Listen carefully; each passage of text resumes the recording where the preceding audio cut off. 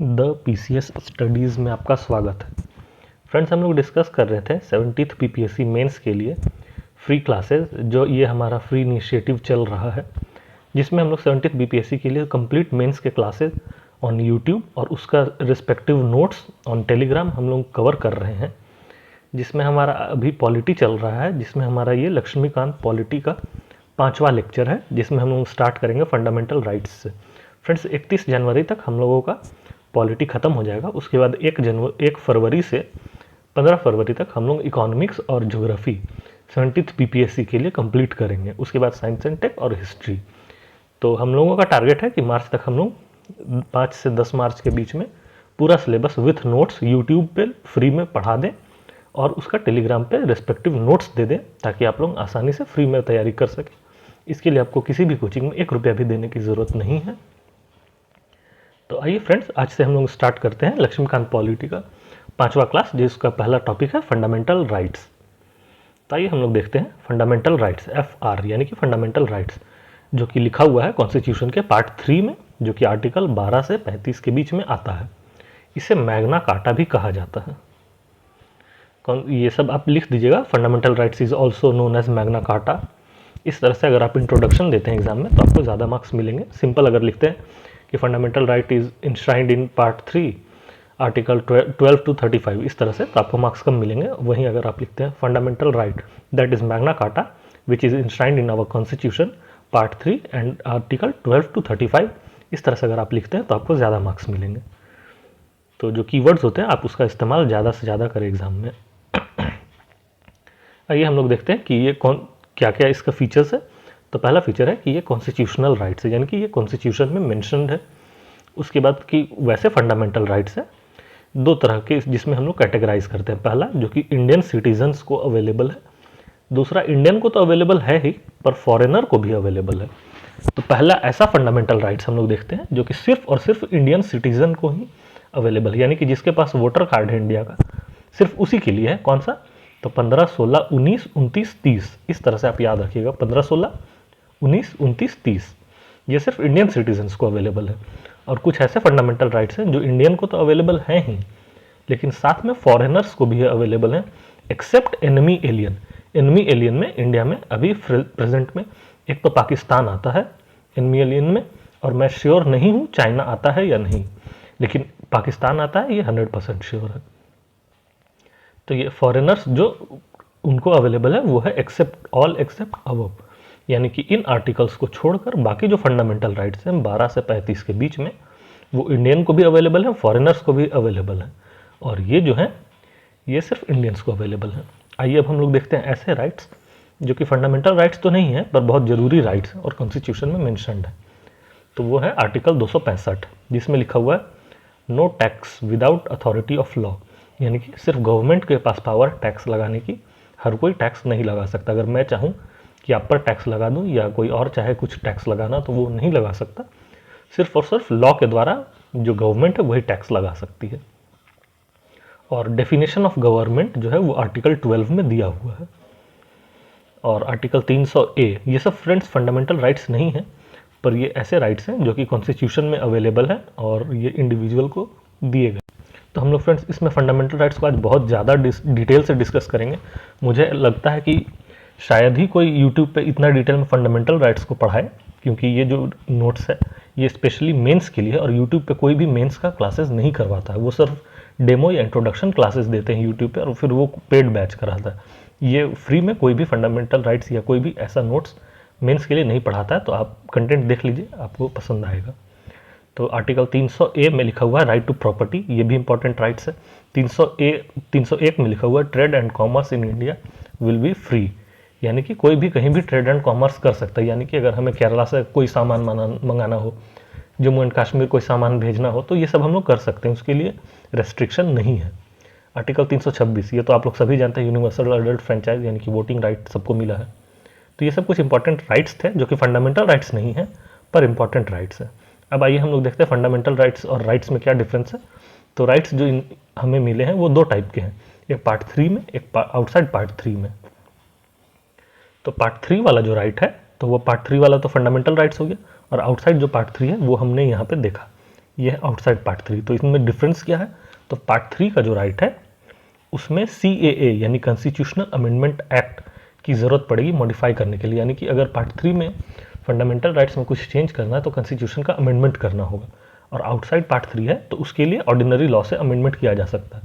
जो हमने देखा था कॉन्स्टिट्यूशनल अमेंडमेंट के 3 तरह से होते हैं, एक होता है सिंपल मेजॉरिटी से, एक होता है स्पेशल मेजॉरिटी से, और एक होता है special majority with 50% of the ascent of states.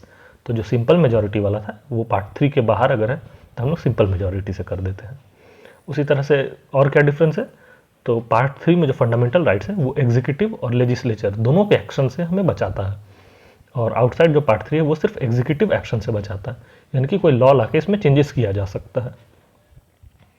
Part 3 का अगर कोई वायलेशन होता है तो हम लोग इन्वोक कर सकते हैं आर्टिकल 32 यानी कि रिट्स, जो हाई कोर्ट या सुप्रीम कोर्ट में जा सकते हैं, और स्पेशली हम लोग डायरेक्ट सुप्रीम कोर्ट जा सकते हैं।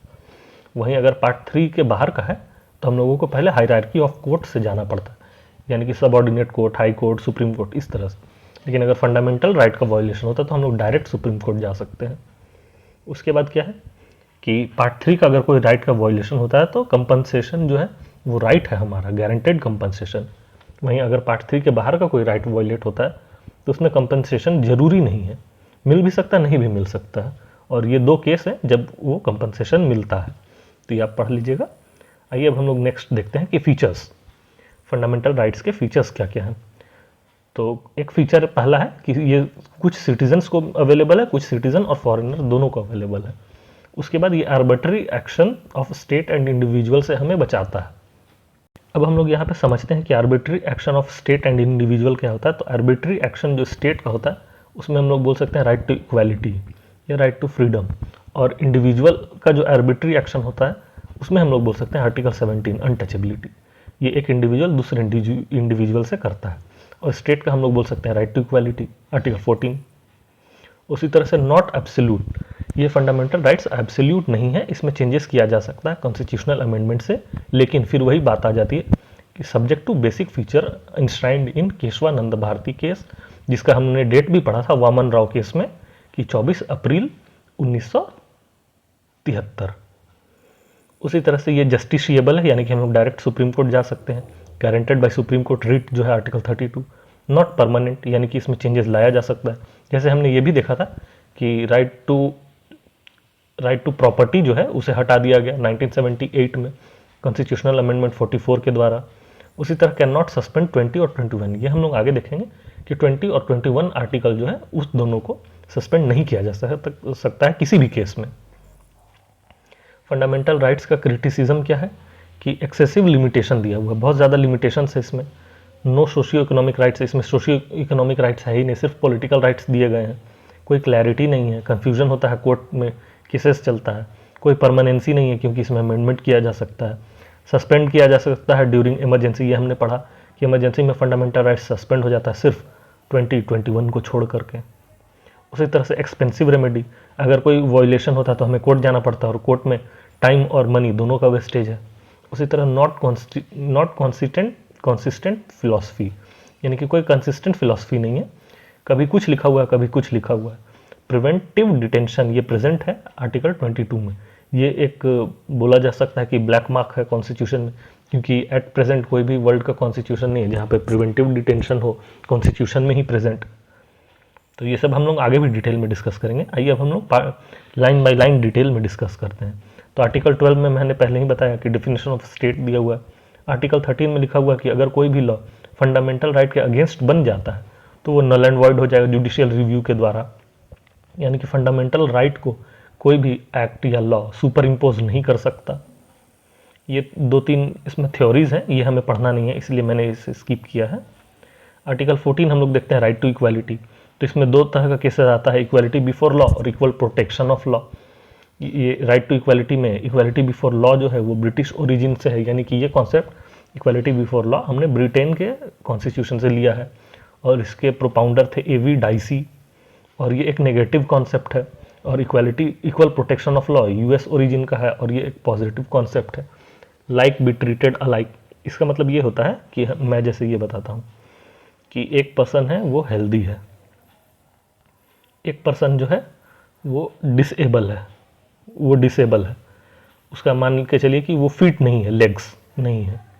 अब ये दोनों को रेस के लिए दौड़ने बोला गया, तो इक्वालिटी बिफोर लॉ बोलता है कि दोनों लॉ के सामने इक्वल है, यानी कि दोनों को 100 मीटर रेस में क्वालिफाई करना, और टाइम दोनों को 10 मिनट का दिया गया है मान के चलिए।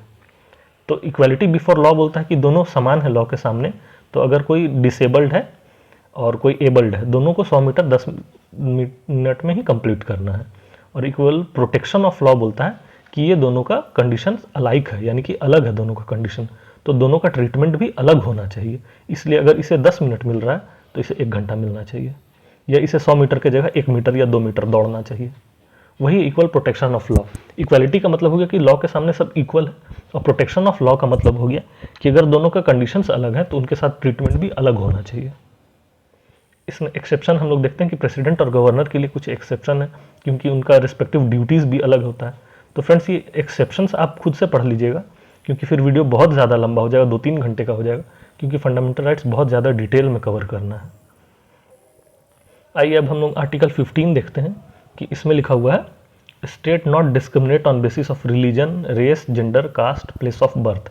यानी कि इसमें 5 तरह के लिखा हुआ है कि डिस्क्रिमिनेशन नहीं किए जाएंगे, लेकिन इसमें 5 जो डिस्क्रिमिनेशन नहीं करने की जो बात है, इसके अगेंस्ट आता है कि अगर इन 5 को छोड़ के किसी और भी तरह का डिस्क्रिमिनेशन हुआ तो वो स्टेट कर सकती है। जैसे यहाँ पे प्लेस ऑफ बर्थ जो लिखा हुआ है, उसमें स्टेट्स जो है वो डोमिसाइल पॉलिसी लाती है। उसके बाद इसमें रिजर्वेशन आता है, ये सब चीज़ें इसमें आती है।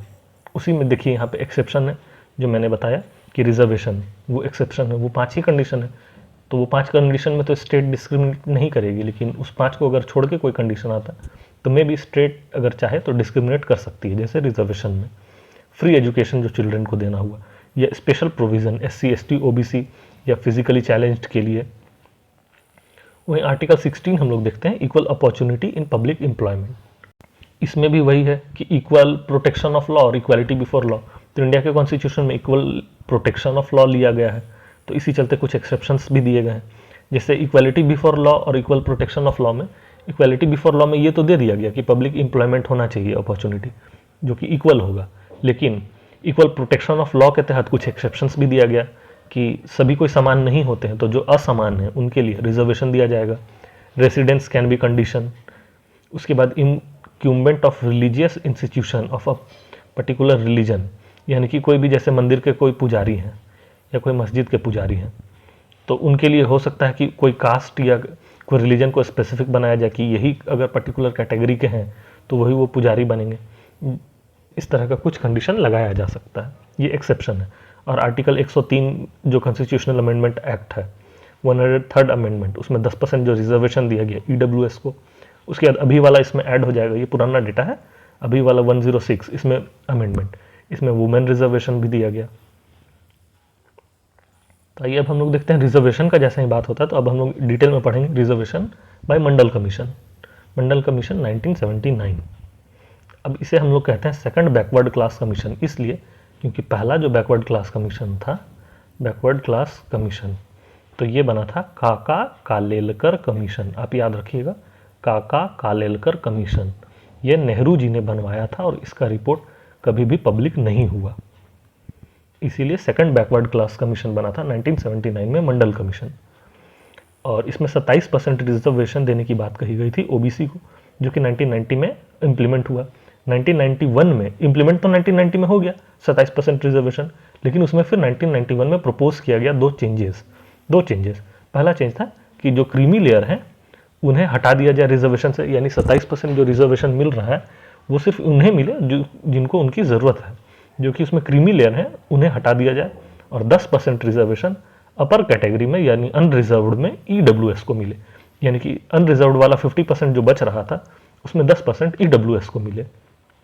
तो ये EWS रिजर्वेशन वाला कॉन्सेप्ट 1991 का ही था, लेकिन उस समय इम्प्लीमेंट नहीं हो पाया, तो फिर इसे 2019 में इम्प्लीमेंट किया गया, और क्रीमी लेयर वाला उसी समय इम्प्लीमेंट हो गया था। अब हम लोग देखते हैं 1991 में ये प्रपोज हुआ चेंजेस। हम लोग सबसे पहले देखते हैं कि मंडल कमीशन बना 1979 में, उसमें रिकमेंडेशन आया, जो कि रिकमेंडेशन को रीड किया गया 1989 में। उसके बाद 1990 में उसे इम्प्लीमेंट कर दिया गया। फिर 1991 में उसमें 2 चेंजेस प्रपोज किए गए, क्रीमी लेयर और 10% ईडब्ल्यूएस। तो ईडब्ल्यूएस वाला एक्सेप्ट नहीं हुआ, क्रीमी लेयर एक्सेप्ट हुआ। उसके बाद मंडल केस हुआ, उससे रिलेटेड फिर बहुत ज़्यादा टेंशन होने लगा 1991 में, तो फिर केस हो गया सुप्रीम कोर्ट में। तो सुप्रीम कोर्ट में केस हुआ 1992 का। तो वो केस में क्या हुआ फिर कि सुप्रीम कोर्ट ने 10% ईडब्ल्यूएस वाला रिजेक्ट कर दिया उस समय। फिर ये बाद में 2019 में इम्प्लीमेंट हुआ, और क्रीमी लेयर वाला जो है वो उससे सपोर्ट किया गया कि ये सही है। तो क्रीमी लेयर होगा कौन कौन क्रीमी लेयर में आएगा, इसको डिटरमाइन करने के लिए रामनंदन कमेटी बनी। ये कमेटी का नाम आप याद रखिएगा, ये बहुत इंपॉर्टेंट है। रामनंदन कमेटी बनी जो कि आइडेंटिफाई करेगा क्रीमी लेयर को। उसके बाद नो रिजर्वेशन इन प्रमोशन। उस समय बोला गया कि रिजर्वेशन नहीं होगा प्रमोशन में, यानी कि जॉब लेने तक तो रिजर्वेशन मिलेगा, कि रिजर्वेशन दिया गया कि तुम जॉब ले लो, लेकिन जॉब ले लेने के बाद उसको प्रमोशन में रिजर्वेशन नहीं मिलेगा। बाद में ये फिर इम्प्लीमेंट किया गया मोदी जी गवर्नमेंट के द्वारा कि प्रमोशन में भी रिजर्वेशन अब मिलता है। उसके बाद नॉट एक्सीड 50% जो ब्रीच होता है कोटा, उसे ब्रीच नहीं किया जाएगा, और सिर्फ एक्सेप्शनल सर्कमस्टांसेस में ही ब्रीच किया जाएगा। और यही एक्सटर्नल एक्सेप्शन को यूज़ करते हुए फिर ईडब्ल्यूएस वाला 2019 में इम्प्लीमेंट किया गया। अब ये तो हो गया सुप्रीम कोर्ट केस। तो उसके बाद जब ओबीसी रिजर्वेशन इम्प्लीमेंट हो गया तो उसे देख रेख करने के लिए 1993 में एनसीबीसी बना, यानी national commission of backward classes, जो कि एक लॉ के द्वारा बनाया गया स्टैट्यूटरी। और फिर बाद में 102वां कॉन्स्टिट्यूशनल अमेंडमेंट एक्ट, यानी कि 102वां संविधान संशोधन अधिनियम के द्वारा आर्टिकल 338B के द्वारा एनसीबीसी को कॉन्स्टिट्यूशनल कर दिया गया, यानी कि national commission of backward classes ये कॉन्स्टिट्यूशनल बॉडी बन गई आर्टिकल 338B में। और ये कैसे हुआ, तो 102nd कॉन्स्टिट्यूशनल अमेंडमेंट एक्ट के द्वारा। तो ये हमने पूरा डिटेल में मंडल कमीशन और उससे रिलेटेड सारा इशू समझ लिया। अब फिर रिजर्वेशन इन प्रमोशन वाला बात था, तो ये फिर बाद में इम्प्लीमेंट किया गया। इंदिरा सोहानी केस में बोला गया था कि 27% कोटा ओबीसी के लिए है। वो 1992 वाला हमने केस देख लिया, 1992 वाला वही था इंदिरा सोहानी केस। उसमें बोला गया रिजर्वेशन नहीं होगा प्रमोशन में, 27% कोटा मिल गया। 2006 में सुप्रीम कोर्ट ने बोला कि रिजर्वेशन इन प्रमोशन नहीं होना चाहिए। अगर प्रमोशन देना है, अगर रिजर्वेशन देना है तो उसके लिए क्वांटिफिएबल डेटा होना चाहिए। 2019 में वो डेट फिर कंडीशन हटा दिया गया कि क्वांटिफिएबल डेटा अगर नहीं होगा तो भी रिजर्वेशन दिया जा सकता है प्रमोशन में। यानी 2019 में 2 चीज़ें हुई इससे रिलेटेड, ओबीसी से रिलेटेड। पहला तो कि क्वांटिफिएबल डेटा के बिना भी प्रमोशन में रिजर्वेशन दिया जाएगा, और 2019 में एक हुआ 10% ईडब्ल्यूएस, ये लागू हो गया। अब हम लोग ये तो देख लिए डिटेल में रिजर्वेशन पॉलिसी। आई होप कि इतना डिटेल में मेंस के लिए कोई भी यूट्यूब पे नहीं पढ़ाया होगा। आप चेक कर सकते हैं फ्रेंड्स कि यूट्यूब में कोई भी मेंस के लिए इतना अच्छे से नहीं पढ़ाता। और आर्टिकल 17 हम लोग देखते हैं, इसमें दिया हुआ अनटचेबिलिटी, और इससे रिलेटेड मैसूर हाई कोर्ट का एक केस है, तो उतना इंपॉर्टेंट नहीं है इसलिए मैंने इसे लिखा नहीं है। तो आप लोग ये देख लीजिए, आर्टिकल 17 में अनटचेबिलिटी है, आर्टिकल 19 जो कि मोस्ट इंपॉर्टेंट है। अब हम लोग ये आर्टिकल 18 होगा, यहाँ पे गलती से लिखा गया आर्टिकल 18, इसमें है अबॉलिशन ऑफ टाइटल्स। सिर्फ एजुकेशनल या मिलिट्री टाइटल्स लिए जा सकते हैं, यानी कि एजुकेशनल टाइटल्स जैसे पीएचडी जिसमें डॉक्टरेट की टाइटल मिलता है, या मिलिट्री लेफ्टिनेंट जनरल या कमांडर जनरल, इस तरह के टाइटल्स रखे जा सकते हैं बस। अब जो सबसे मोस्ट इंपॉर्टेंट आता है वो है आर्टिकल 19, राइट टू फ्रीडम। ये सबसे इंपॉर्टेंट है, और उसमें भी 19 में सबसे ज़्यादा इंपॉर्टेंट है freedom of speech and expression. जैसे ही आर्टिकल 19 की हम लोग बात करते हैं तो उसमें 6 तरह के फ्रीडम दिए गए हैं। उसमें सबसे इंपॉर्टेंट है freedom of speech and expression. और जैसे ही freedom of speech and expression आता है तो उसमें सबसे पहला आ जाता है सेडिशन। तो ये वाला मैं बता देता हूँ, जैसे कि राइट आर्टिकल 19 में लिखा हुआ है freedom of movement, freedom of speech and expression, freedom of occupational status दिया हुआ है। उसके बाद फ्रीडम ऑफ फॉर्मिंग एसोसिएशन, इस तरह का टोटल 6 दिया हुआ है। उसके बाद फिर इसमें जो एक्सेप्शन आता है वो है सेडिशन का, कि आर्टिकल सेक्शन 124A जो आईपीसी का है, जो अभी हो गया है भारतीय न्याय संहिता बीएनएस, पहले जो आईपीसी था इंडियन पिनल कोड, उसमें सेक्शन 124A जो है उसमें सेडिशन के बारे में दिया हुआ है। तो हम लोग ये पढ़ते हैं कि सेडिशन क्या होता है। इसमें इम्प्रिजनमेंट फॉर लाइफ और up to 3 years with fine हो सकता है। सुप्रीम कोर्ट ने अंडर रमेश थापर केस और कन्हैया कुमार केस में बताया है कि सेडिशन क्या होता है। उसी तरह से रमेश सिंह केस और श्रेया सिंघल केस में ये बताया है कि सेडिशन क्या नहीं हो सकता है, यानी कि अगर कभी भी पूछा जाए कि आर्टिकल 19 में freedom of speech and expression दिया गया है तो फिर सेंटर या गवर्नमेंट सेडिशन क्यों यूज़ करती है, तो हम लोग इसमें लिखेंगे कि आईपीसी के सेक्शन इतना में दिया हुआ था सेडिशन, जिसके तहत 3 साल का इम्प्रिजनमेंट या फिर लाइफ टाइम इम्प्रिजनमेंट हो सकता है। और सुप्रीम कोर्ट ने बताया है कि सेडिशन क्या होता है। सेडिशन का डेफिनेशन सुप्रीम कोर्ट ने बताया है रोमेश थापर केस और कन्हैया कुमार केस में। और सुप्रीम कोर्ट ने यह भी बताया कि सेडिशन क्या नहीं हो सकता, तो ये बताया रमेश सिंह केस और श्रेया सिंघल केस में। सुप्रीम कोर्ट ने बार बार ये भी कहा है कि dissent is a safety valve of vibrant democracy. उसी तरह इसमें सेडिशन का में केस में आ जाता है पेरुमल मुरुगन केस।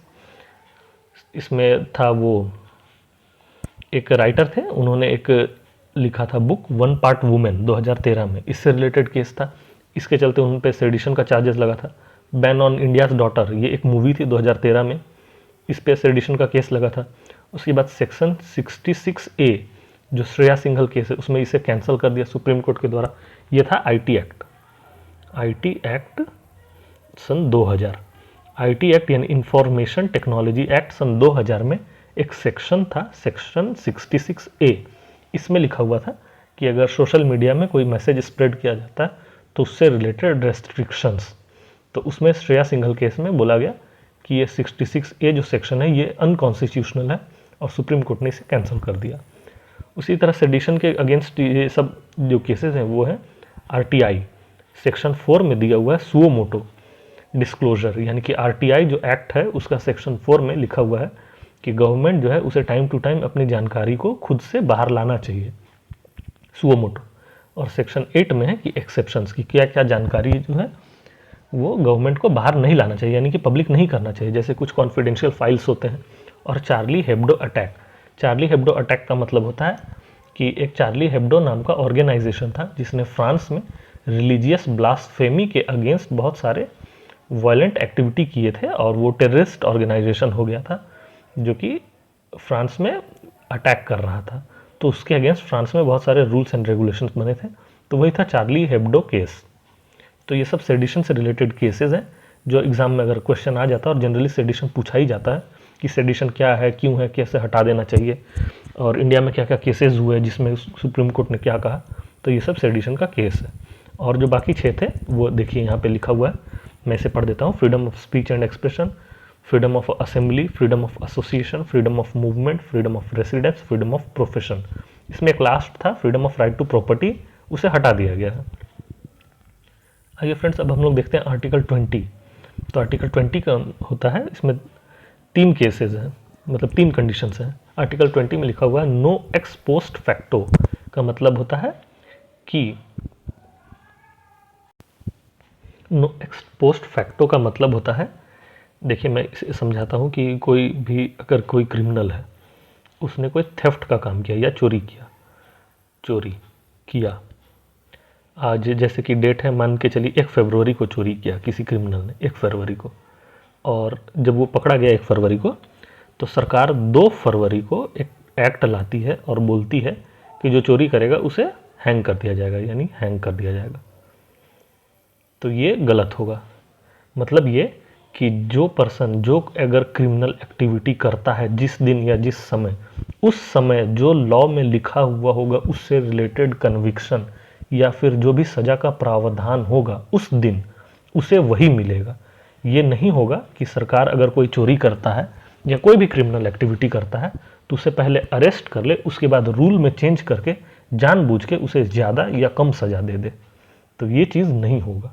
यही है नो एक्स पोस्ट फैक्टो। ये सिर्फ क्रिमिनल केसेस में अवेलेबल है, सिविल केसेस में ये अवेलेबल नहीं है। No double jeopardy, no double jeopardy का मतलब होता है कि एक ही क्राइम के लिए या एक ही एक्टिविटी के लिए 2 बार सज़ा नहीं मिलेगी। ये भी सिर्फ क्रिमिनल एक्टिविटी के लिए, डिपार्टमेंटल इंक्वायरी के लिए नहीं है, यानी डिपार्टमेंटल इंक्वायरी मल्टीपल टाइम्स चलाया जा सकता है। उसी तरह नेक्स्ट इसमें कंडीशन है नो सेल्फ इंक्रीमिनेशन। इसका मतलब होता है कि खुद को खुद का विटनेस नहीं बनाया जाएगा, यानी खुद से उसे कोर्ट में गवाही नहीं दिलवाई जा सकती कि उसने खुद क्राइम किया है। ये सिर्फ क्रिमिनल केसेस में अवेलेबल है ये भी। तो ये हो गया आर्टिकल 20। आर्टिकल 21 में क्या लिखा हुआ है, तो right to life and personal liberty, the most important article. इसमें क्या हुआ है, प्रोसीजर इस्टेब्लिश्ड बाय लॉ और ड्यू प्रोसेस ऑफ लॉ, ये भी दो डिफिनेशंस इसके आते हैं। प्रोसेस इस्टेब्लिश्ड बाय लॉ ये लिखा हुआ है, ये जो डिफिनेशन है आर्टिकल 21 का, ये डिफिनेशन आया है गोपालन केस से 1950 में। और ड्यू प्रोसेस ऑफ लॉ जो कि वाइडर डेफिनेशन प्रोवाइड करता है आर्टिकल 21 में, वो आया है मेनका गांधी केस 1978 में। अभी हम लोग आर्टिकल 21 को फ्रेंड्स नीचे डिटेल में देखेंगे, हम लोग थोड़ा सा देख लेते हैं आर्टिकल 21A। तो आर्टिकल 21A में लिखा हुआ है राइट टू एजुकेशन, जो कि आया है 86th कॉन्स्टिट्यूशनल अमेंडमेंट एक्ट सन 2002 में, जिसमें लिखा हुआ है कि 6 से 14 साल के बच्चों को फ्री एजुकेशन दिया जाएगा। ऑल्सो ये राइट टू एजुकेशन से रिलेटेड आर्टिकल्स मेंशन्ड है आर्टिकल 45 में और आर्टिकल 51A में, जिसमें एक फंडामेंटल ड्यूटी जो 11 नंबर का फंडामेंटल ड्यूटी है वो ऐड किया गया है 2002 में। आइए अब हम लोग राइट टू लाइफ को बहुत डिटेल में देखते हैं। तो राइट टू लाइफ जो होता है उससे रिलेटेड क्या क्या इश्यूज़ है इंडिया में। तो राइट टू लाइफ से इश्यूज़ है रिलेटेड, पहला तो कि राइट टू लाइफ होना चाहिए या नहीं होना चाहिए। दूसरा है right to die with dignity, जैसे right to life with dignity है वैसे ही right to life die with dignity भी होना चाहिए इंडिया में। इससे रिलेटेड केस है इथोनेशिया और संथारा का। मैं फ्रेंड्स आप लोगों को बता दूं कि फंडामेंटल राइट्स जो ये हम डिस्कस कर रहे हैं ये बहुत ज़्यादा एक्सटेंसिव है। अगर ये फंडामेंटल राइट्स का लेक्चर आप देख लेते हैं तो फिर मुझे नहीं लगता कि आपको बीपीएससी या फिर इवन यूपीएससी में किसी भी तरह का फंडामेंटल राइट्स से क्वेश्चन में दिक्कत हो। ये बहुत ज़्यादा डिटेल और एक्सटेंसिव करंट अफेयर्स से रिलेटेड नोट्स बनाया गया है, इसीलिए थोड़ा ये टर्म्स एंड डेफिनेशंस इसमें ज़्यादा है। तो वही हमने देख लिया कि जैसे right to life with dignity होता है वैसे ही केस एक उठता है या इशू उठता है कि right to die with dignity होना चाहिए, जिसमें इथोनेशिया और संथारा का केस है। उसी तरह कैपिटल पनिशमेंट होना चाहिए या नहीं होना चाहिए। उसी तरह राइट टू प्राइवेसी का इशू उठता है, जिसमें आता है सेक्शन 377 और सेक्शन 497 आईपीसी का। उसी तरह से 5 नंबर में आ जाता है राइट टू फॉरगोटेन, कि भूलने का भी अधिकार होना चाहिए। अब आइए हम लोग देखते हैं इथोनेशिया का क्या केस है। तो इथोनेशिया का फेवर और अगेंस्ट में हम लोग को लिख सकते हैं कि पैसिव इथोनेशिया जो है इंडिया में लीगल है। ये अरुणा शानबाग का जो केस था उसमें पीवीए यानी परसिस्टेंट वेजिटेटिव स्टेट में वो चली गई थी, एक कोमा टाइप स्टेट होता है, जिसके कारण उन्हें अप्लाई किया था कि उन्हें एक पैसिव इथोनेशिया दिया जाए। इथोनेशिया का मतलब होता है कि डॉक्टर्स के द्वारा वो जानबूझ करके हॉस्पिटल में उसे किसी पर्सन को उसके विल के अकॉर्डिंग किल कर दिया जाए।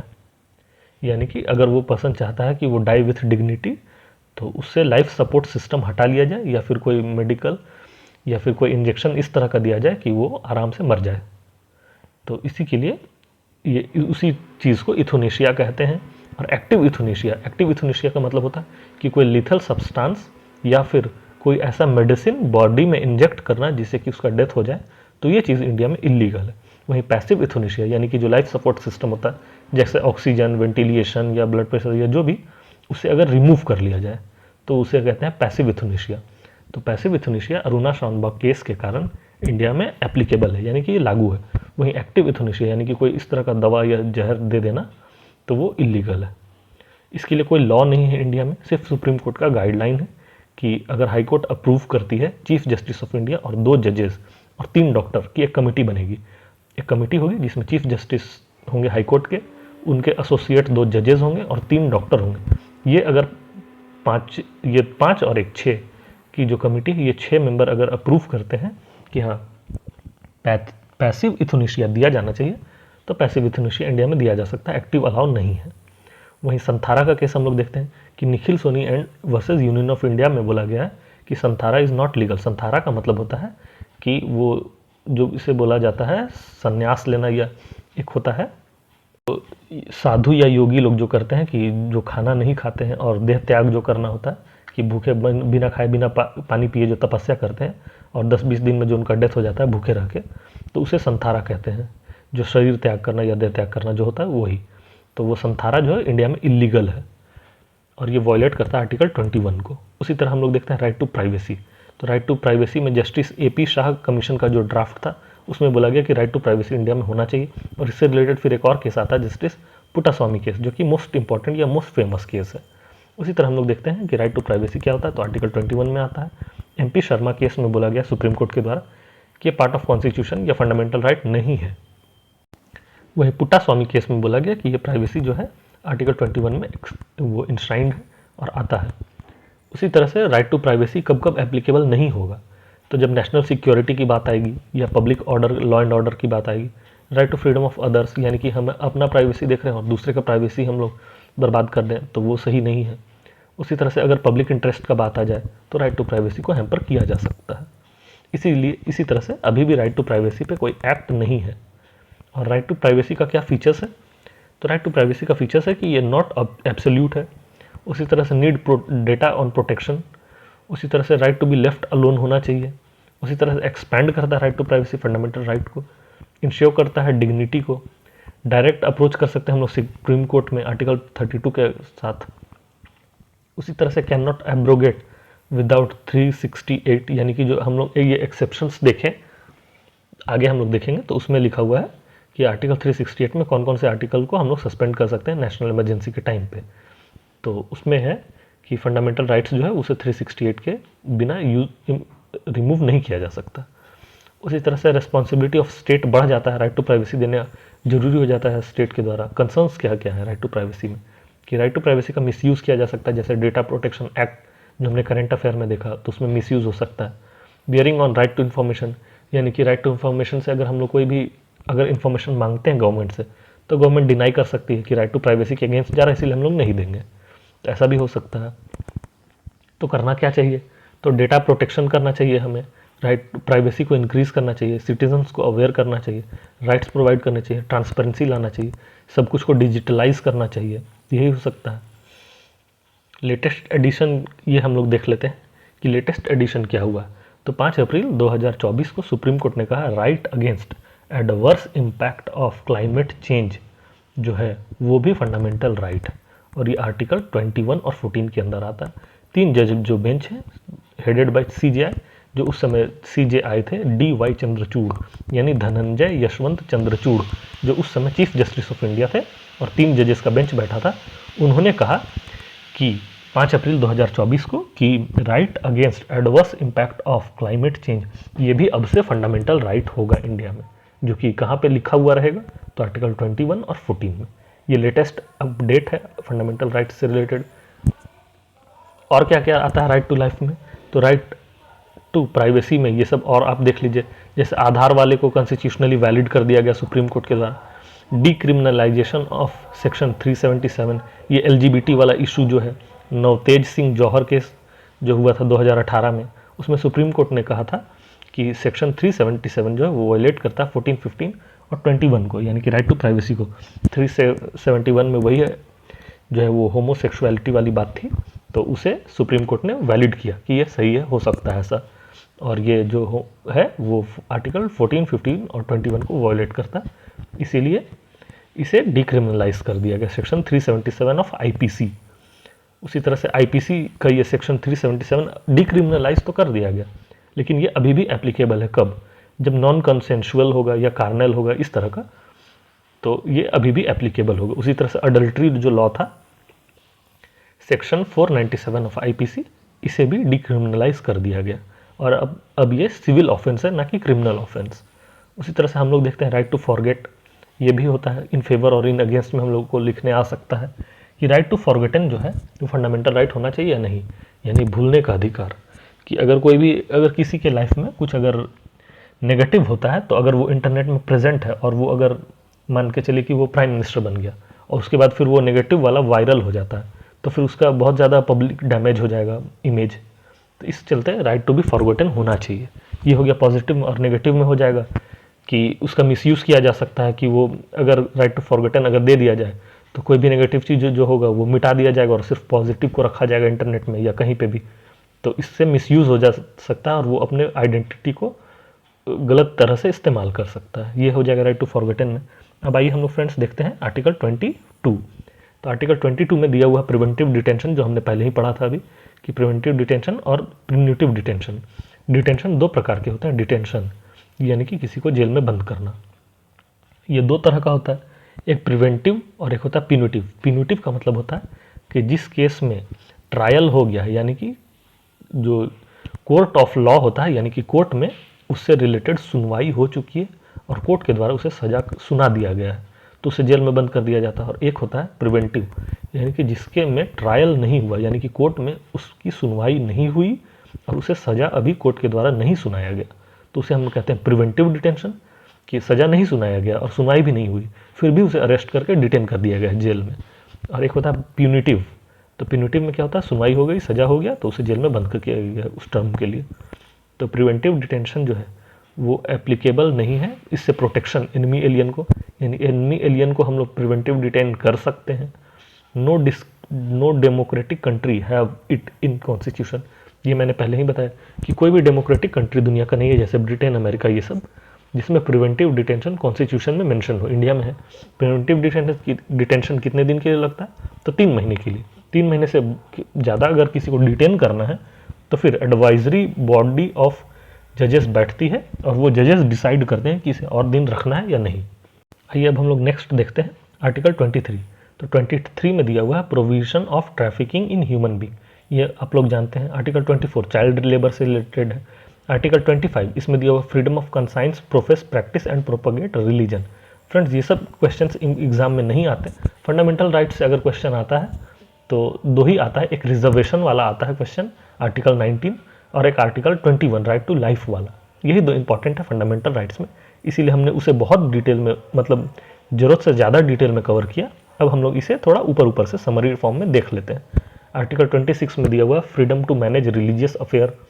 आर्टिकल 27 में दिया हुआ freedom from taxation for promotion of religion, but fee और levy can be used for specific service. जैसे कि मंदिर में अगर पानी प्रोवाइड करना है या जूता चप्पल अच्छे से अरेंज करना है तो उसके लिए फ़ी लिया जा सकता है, लेकिन मंदिर में कोई टैक्सेशन नहीं लगेगा। पार्किंग का पैसा लिया जा सकता है, इस तरह की चीज़ें ली जा सकती हैं, टैक्सेशन नहीं लगेगा गवर्नमेंट के द्वारा। वहीं आर्टिकल 28 में दिया हुआ freedom from attending religious instruction, और इसमें क्या क्या कंडीशंस हैं। होली मेंटेन बाय स्टेट अगर है तो उसमें प्रोहिबिट होगा रिलीजियस इंस्ट्रक्शन। अगर established bye a trust and administration by state है तो रिलीजियस इंस्ट्रक्शन दिया जा सकता है। रिकॉग्नाइज्ड बाय स्टेट है या फिर एड लेता है अगर स्टेट से तो फिर ऑप्शनल होगा, दिया भी जा सकता है, नहीं भी दिया जा सकता है रिलीजियस इंस्ट्रक्शन। आर्टिकल 29 में लिखा हुआ protect interest of minority and majority दोनों। आर्टिकल 30 में लिखा हुआ है माइनॉरिटी और माइनॉरिटी चाहे तो इस्टेब्लिश कर सकती है और एडमिनिस्टर कर सकती है एजुकेशनल इंस्टीट्यूट्स को। आइए अब हम लोग फ्रेंड्स डिटेल में डिस्कस करेंगे आर्टिकल 32 को, क्योंकि ये बहुत इंपॉर्टेंट है, ये है रिट्स।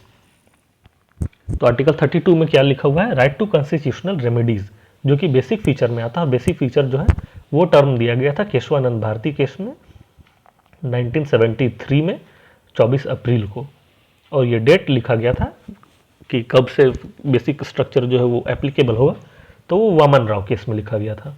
उसी तरह से कॉन्स्टिट्यूशनल रेमेडी जो है आर्टिकल 32 उसे B.R. अम्बेडकर, जो भीमराव अम्बेडकर जी हैं, उन्होंने कहा था कि heart and soul of constitution है।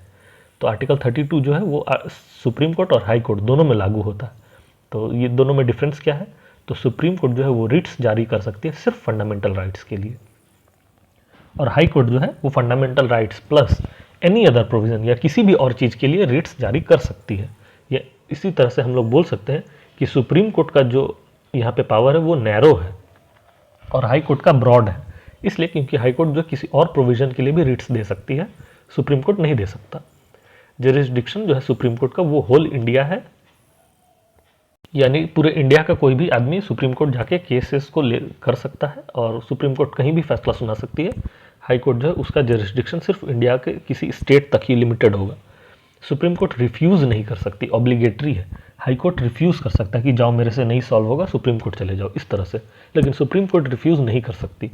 सुप्रीम कोर्ट का ये डिस्क्रिशनरी पावर नहीं है, उसे मैंडेटरी है करना, और हाई कोर्ट का डिस्क्रिशनरी पावर है। मन है तो हाई कोर्ट कर सकती है, मन नहीं है तो वो रिफ्यूज़ कर सकती है कि सुप्रीम कोर्ट चले जाओ।